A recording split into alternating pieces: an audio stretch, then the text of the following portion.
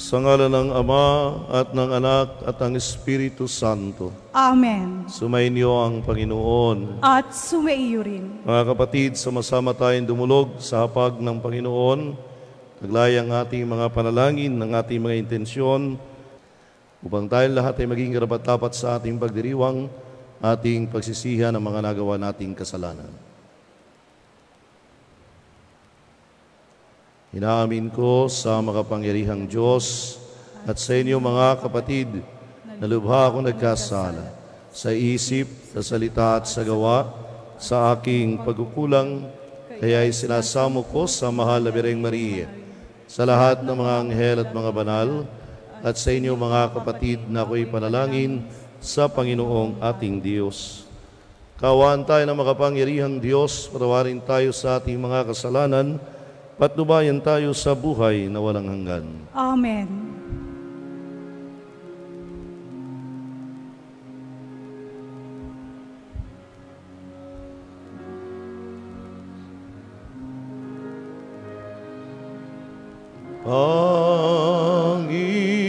Panginoon, kaawaan mo kami. Panginoon, kaawaan mo kami. Kristo, kaawaan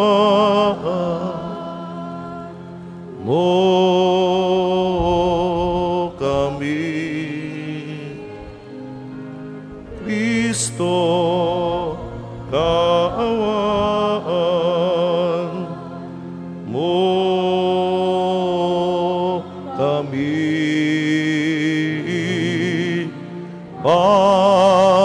Panginoon, kaawaan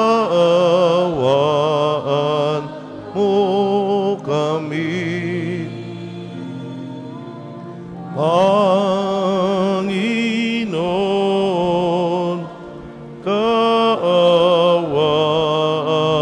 mo kami. Manalangin tayo. Ama naming makapangyarihan, ipagkaloob mo sa iyong sambayanan ang panibagong bugso ng Espiritu na puspos kay San Agustin. Malubos nawa sa amin ang pananahan ng Espiritu upang ikaw na batis ng karunungan ay magbunsod ng aming pananabik at ikaw na bukal ng buhay ay aming masaliksik. Sa pamamagitan ni Jesucristo kasama ng Espiritu Santo, magpasawalang hanggan. Amen. Ang lahat po ay magsiupo. Ang simula ng unang sulat ni Apostol San Pablo sa mga taga-Tesalonika.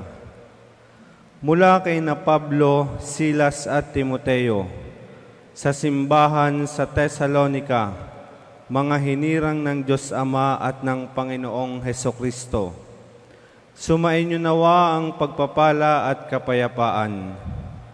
Lagi kaming nagpapasalamat sa Diyos dahil sa inyo at tuwin ay isinasama namin kayo sa aming dalangin.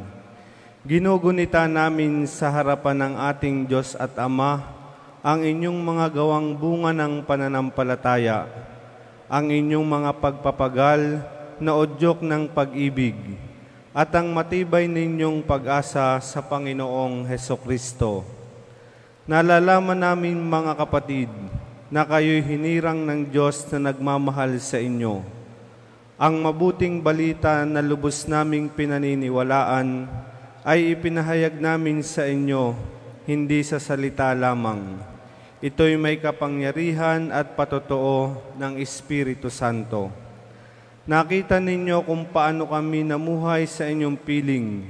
Ito'y ginawa namin para sa inyong kabutihan, sapagkat hindi lamang ang salita ng Panginoon ang lumalaganap sa Macedonia at Akaya sa pamamagitan ninyo. Pati ang balita tungkol sa inyong pananampalataya ay kumalat sa lahat ng dako.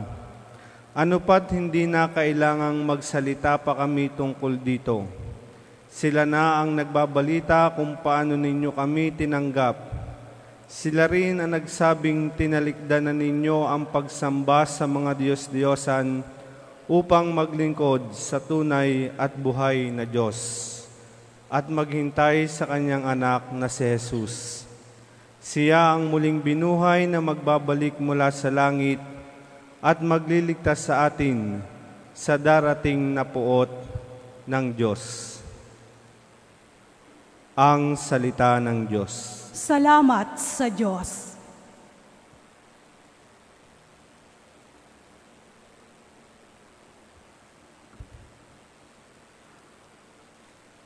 Panginooy nagagalak sa hirang niyang mga anak.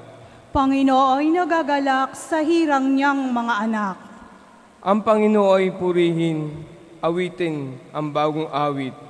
Purihin ang pagtitipon ng tapat na pananalig. Magalak ka, O Israel, dahil sa manilikha. Dahilan sa iyong hari, ikaw Siyon ay matuwa. Panginooy nagagalak sa hirang niyang mga anak. Purihin sa pagsasayaw, purihin ang kanyang ngalan, at paat tambol, tugtugin ay siyang papurihan. Panginoon nagagalak sa kanyang mga hirang, ang mga pagkumbabay, tagumpay ibibigay. Panginooy nagagalak sa hirang niyang mga anak. Sa tagumpay na natamo, magalak ang mga hinirang. Sa kaniyang pagpipesta ay magsaya at mag-awitan. Sa pagpuri sa Panginoon, pabayaang magsigawan. Ang tatanggap ng tagumpay ay ang kanyang mga hirang. Panginooy nagagalak sa hirang niyang mga anak. Ang lahat po ay magsitayo.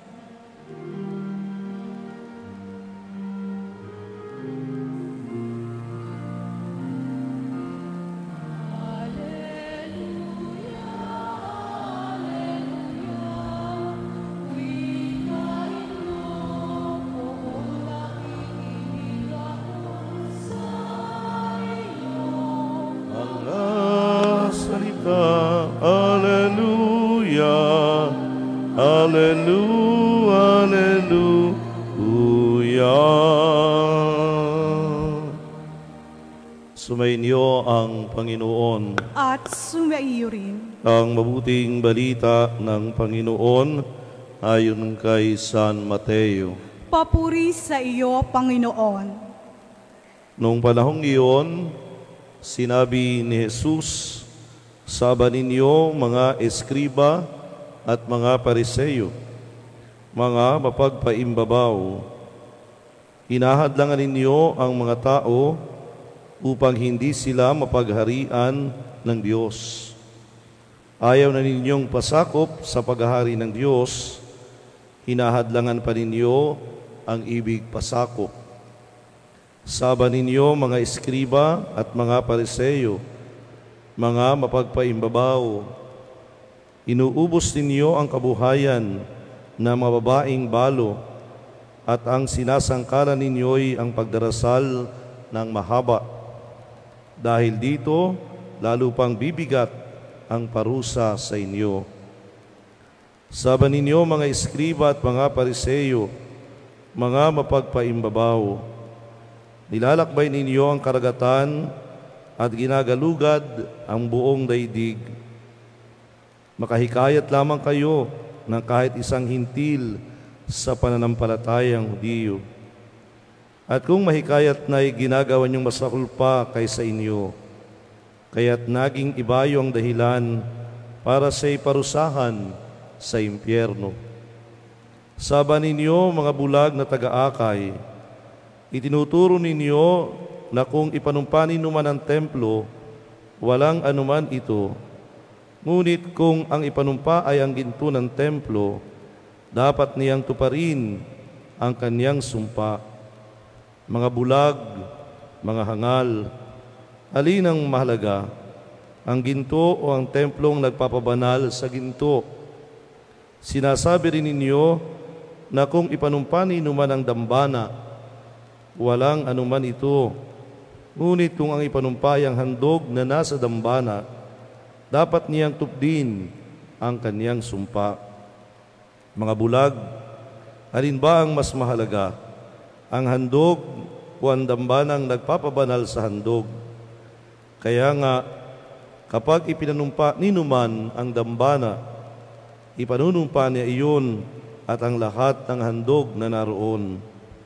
Kapag ipinanumpa ni numan ang templo, ipanunumpa niya iyon at ang tumatahan doon.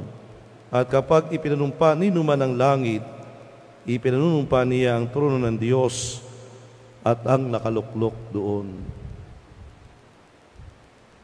Ang mabuting balita ng Panginoon. Pinupuri ka namin, Panginoong Hesukristo. Ang lahat po ay magsiupo. Magandang umaga po sa inyong lahat. Magandang umaga din po, Padre. Sa ating pong binasang Ebanghelyo, binabanggit ni Jesus patungkol sa mga eskriba at mga pariseyo, mga bulag na taga-akay. Bakit nabanggit ito ng Panginoon? Sapagkat bagamat sila ang dalubhasa sa mga batas at maaaring sa banal na kasulatan, ang kanilang itinuturo ay malayong-malayo sa kanilang pamumuhay. Kaya nga kung inyo pong napakinggan, 4 na beses halos na binanggit ni Jesus sa kanila na sila'y mapagpaimbabaw.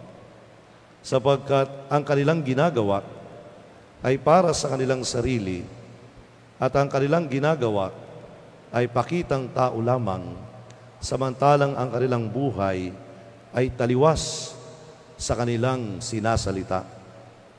At ang masama pa nito, sila'y nagiging dahilan ng kasalanan ng kanilang kapwa.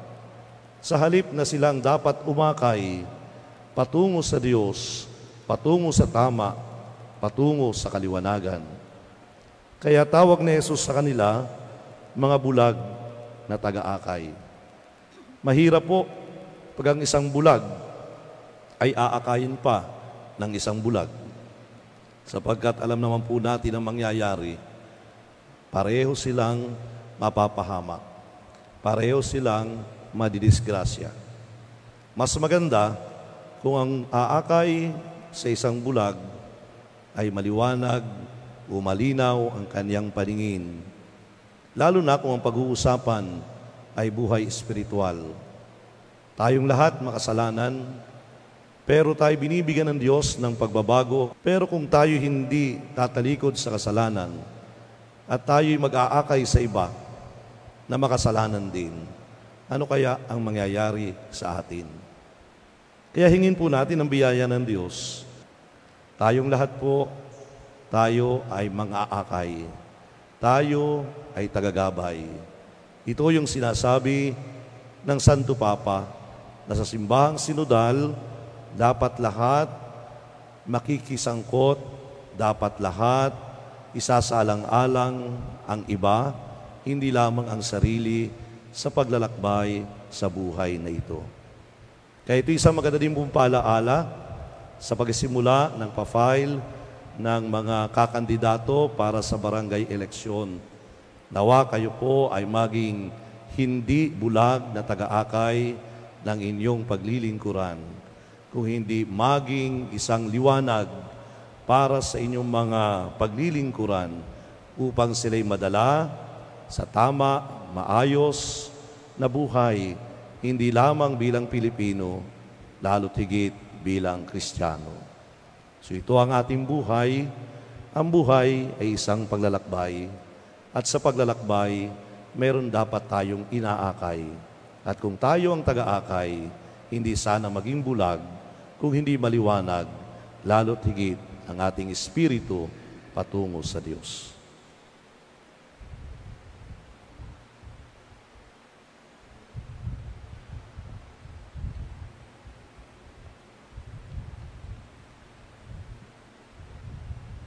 Magsitayo na po ang lahat. Mga kapatid, mulat sa aming pagiging hindi karapat-dapat, itinatas namin ang aming isip at puso sa iyo, Diyos Ama, at dinadala rin namin sa iyong harapan ang aming pangailangan.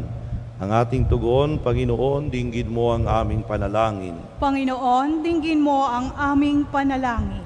Ang simbahan, lalo na ang kanyang mga pinuno, naway isa puso ang gawaing pagbabago sa pagbabalik loob. Manalangin tayo sa Panginoon. Panginoon, dinggin mo ang aming panalangin. Ang mga opisyal ng gobyerno naway magpakita ng tunay na malasakit sa katarungan, dangal at pagkakaisa. Manalangin tayo sa Panginoon. Panginoon, dinggin mo ang aming panalangin.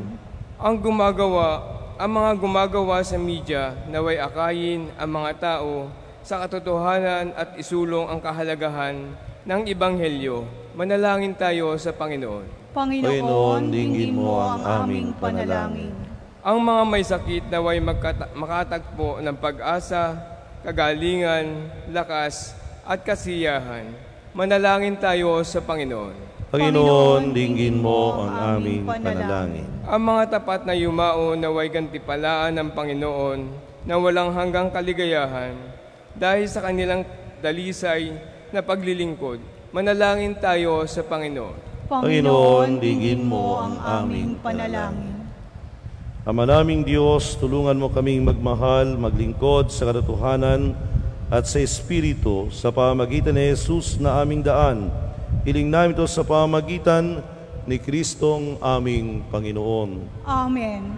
Ang lahat po ay magsiupo.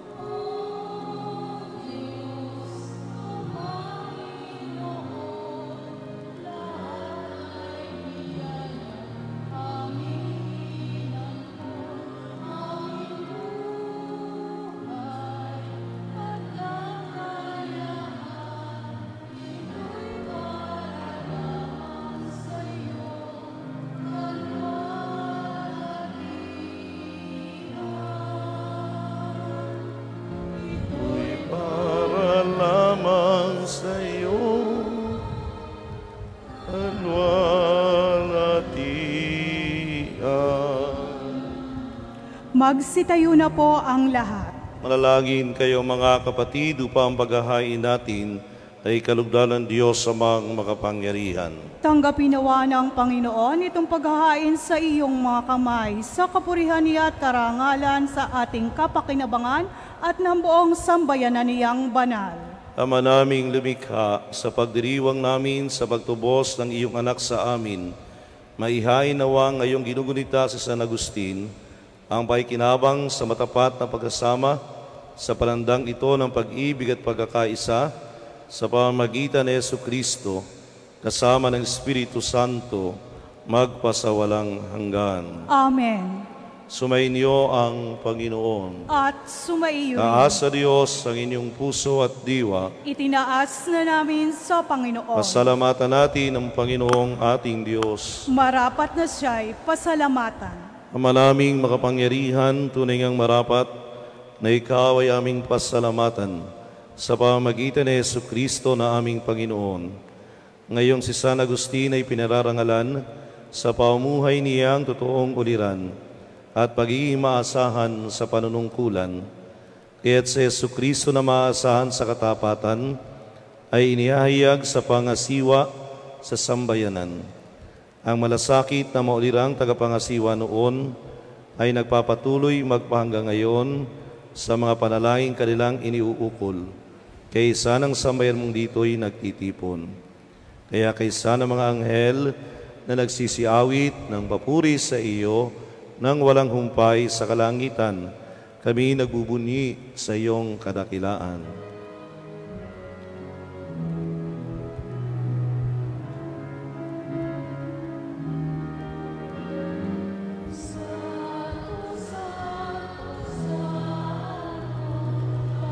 Diyos na makapangyarihan, napupuno ang langit at lupa ng kalwalhatian mo.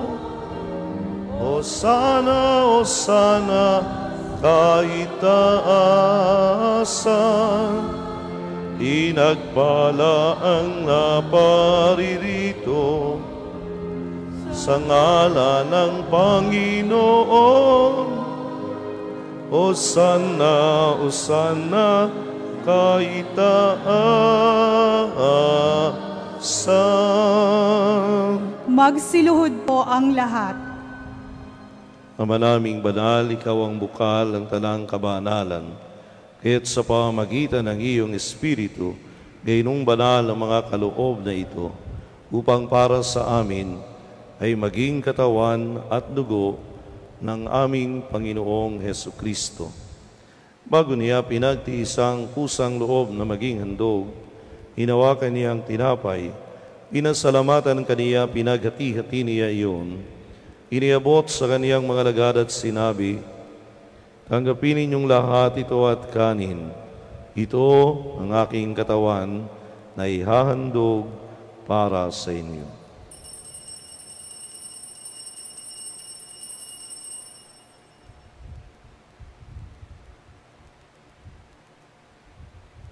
Ngayon din naman ang matapos ang hapunan, hinawakan niya ang kalis, muli kaniyang pinasalamatan. Iniabot niya ang kalis sa kaniyang mga lagad at sinabi, tanggapin ninyong lahat ito at inumin. Ito ang kalis ng aking dugo, ng bago't walang hanggang tipan.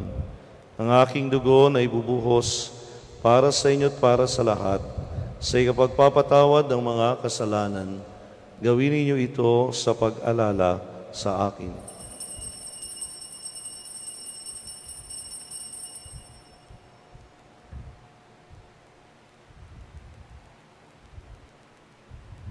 Ipagbuni natin ang misteryo ng pananampalataya. Si Kristo'y namatay, si Kristo'y nabuhay, Kristo'y babalik sa wakas ng panahon. Ama, ginagawa namin ngayon ang pag-alala sa pagkamatay at muling pagkabuhay ng iyong anak. Kaya't iniaalay namin sa iyo ang tinapay na nagbibigay buhay at ang kalis na nagkakaloob ng kaligtasan. Kami nagpapasalamat dahil kami iyong minarapat na tumayo sa harap mo para maglingkod sa iyo. Sinasamo namin kami magsasalo-salo sa katawan at dugo ni Kristo ay buklot sa pagkakaisa sa pamamagitan ng Espiritu Santo. Amalingapin mo ang iyong simbahang laganap sa buong daigdig. Puspusin mo kami sa pag-ibig kay San Francisco na aming Papa, na Melrey na aming Obispo at ang Talang Kaparian. Alalahanin mo rin ang mga kapatid naming nahimlay, may pag-asang sila muling mabubuhay, gayon din ang lahat ng mga pumanaw. Kawan mo sila't patuloyin sa iyong kaliwanagan, kawan mo't paginabatin kaming lahat, na makasalo sa iyong buhay na walang wakas. Kaysa na mahal na Birheng Maria, na ina ng Diyos ni San Jose na kanyang esposo, kaysa ng mga apostol ni San Fernando, ni San Agustin, ng lahat ng mga banal, na namuhay dito sa daigdig ng kalugod-lugod sa iyo, may pagdiwang nawa namin ang pagpupuri sa ikararangal mo sa pamagitan ng iyong anak na aming Panginoong Hesukristo. Sa pamagitan ni Kristo kasama niya at sa Kanya ang lahat ng parangal, papuri sa iyo, Diyos amang makapangyarihan, kasama ng Espiritu Santo, magpasawalang hanggan.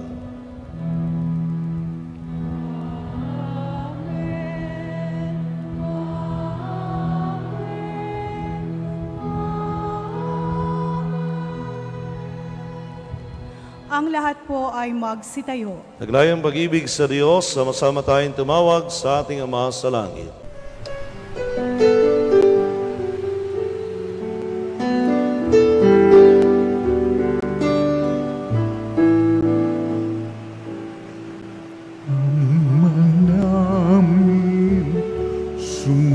Sumasalang ka sambahin ang ngalan mo, mapasamin ang kaharian mo, sundin ang loob mo dito sa lupa para nang sa langit. Bigyan mo po kami ngayon ng aming kakanin sa araw-araw, at patawarin mo kami sa aming mga sala, para ng pagpapatawan namin sa nagkakasala sa amin, at huwag mo kaming ipagdulot sa tukso, at yadya mo kami sa lahat ng masama.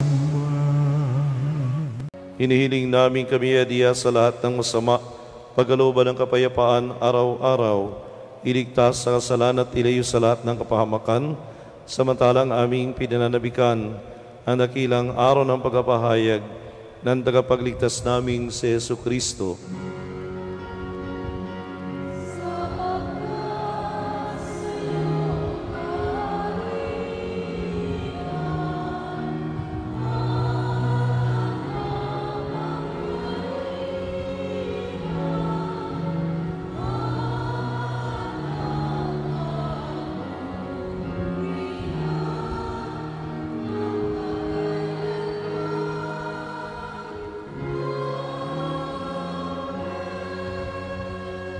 Panginoong Jesucristo, sinabi mo sa iyong mga apostol, kapayapaan ang iniiwan ko sa inyo. Ang aking kapayapaan ang ibinibigay ko sa inyo. Tunghayan mo aming pananampalataya at huwag ang aming mga pagkakasala. Pagkalooban mo kami ng kapayapaan at pagkakaisa ay sa iyong kalooban, kasama ng Espiritu Santo, magpasawalang hanggan. Amen. Ang kapayapaan ng Panginoon ay laging sumainyo At sumaiyo rin. Bigayan kayo ng kapayapaan sa isa't isa.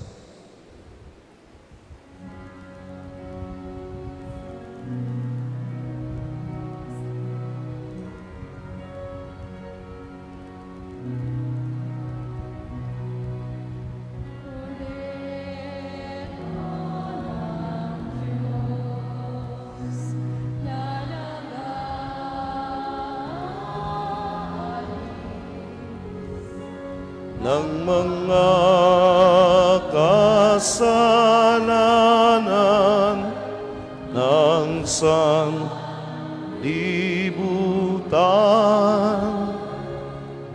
maawa ka sa amin, maawa ka sa amin. Kordero ng Diyos na nag-aalis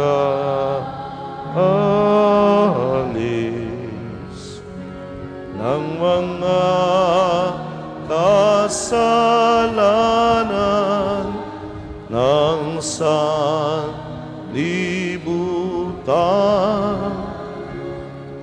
maawa ka sa amin, maawa ka sa amin.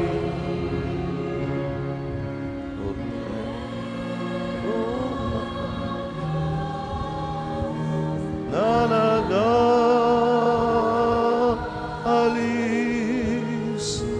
ng mga kasalanan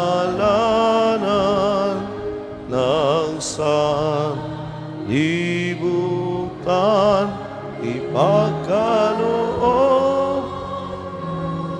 sa amin ang kapayapaan.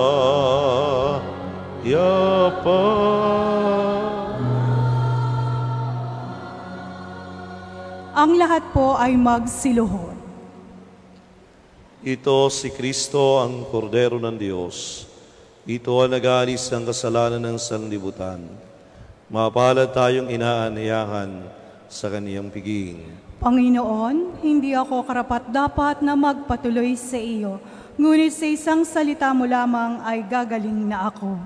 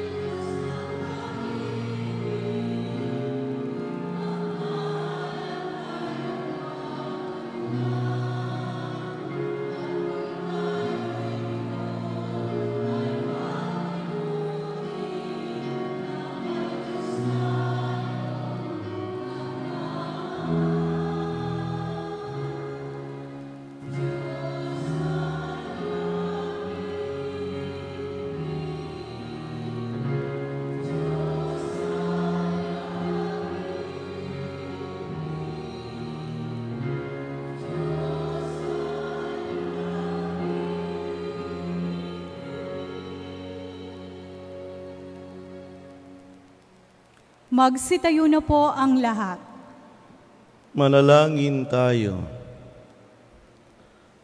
Ama naming mapagmahal, ang paikinabang namin sa hapag ni Kristo ay magpabanal nawa sa amin, upang kaming mga kaanib niyang tumanggap sa Kanya, ay maging talagang siya sa pamamagitan din niya, kasama ng Espiritu Santo magpasawalang hanggan. Amen. Sumainyo ang Panginoon At sumaiyo rin. at pagpalain kayo ng makapangyarihang Diyos, Ama at Anak at Espiritu Santo. Amen. Tapos ang ating pagdiriwang, humayo kayo mga taga-akay patungo kay Kristo. Salamat sa Diyos.